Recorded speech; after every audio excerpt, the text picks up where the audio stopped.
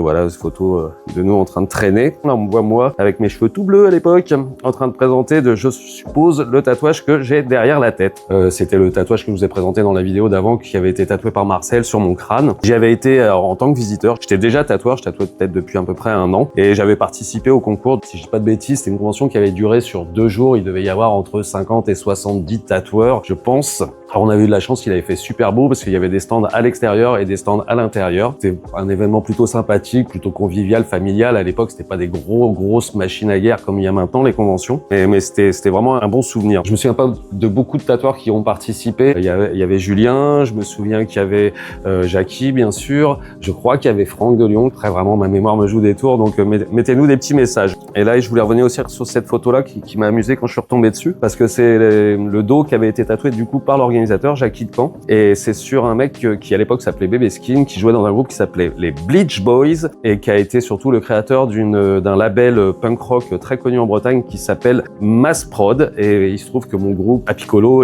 était sur ce label, et donc il nous a fait jouer à de nombreuses reprises et distribuer nos CD. Cette convention a été organisée par un tatoueur, vraiment une personnalité du tatouage de l'époque, qui s'appelait Jackie, qui s'appelle toujours Jackie j'espère, et qui était installé à Caen. Alors du coup je vais revenir un petit peu sur son parcours. Pour le coup, Jackie, c'est quelqu'un que j'ai croisé quelques fois dans ma carrière, mais que je connaissais pas personnellement. A priori, il aurait commencé en 1983 dans son appartement, comme beaucoup de tatoueurs de l'époque. Moi d'ailleurs, j'ai commencé dans mon appartement au Val-Fouré à Mantes quand j'ai commencé à tatouer. Et après, comme tout le monde, on ouvre des shops, et donc Jackie aurait ouvert son premier shop en 1986 à Caen, et il y serait resté un peu pas toute sa carrière. Par la suite, il y a son fils qui l'a rejoint, donc il tatouait comme moi avec son fils, et comme beaucoup de tatoueurs, on a transmis à nos enfants le goût du tatouage. Du coup, pour moi, ça a été un super souvenir, parce que bah voilà, c'était les toutes premières conventions qui avaient lieu en France, et bien sûr, j'en loupais pas une. Après, j'ai tatoué sur de nombreux événements, mais là, c'est vrai qu'à cette époque-là, je n'avais pas encore participé en tant que tatoueur sur une des conventions, mais de retrouver ces photos-là, il y a un petit côté nostalgique, ça m'a vraiment fait plaisir de partager ça avec vous. Je vous souhaite une bonne journée et à bientôt!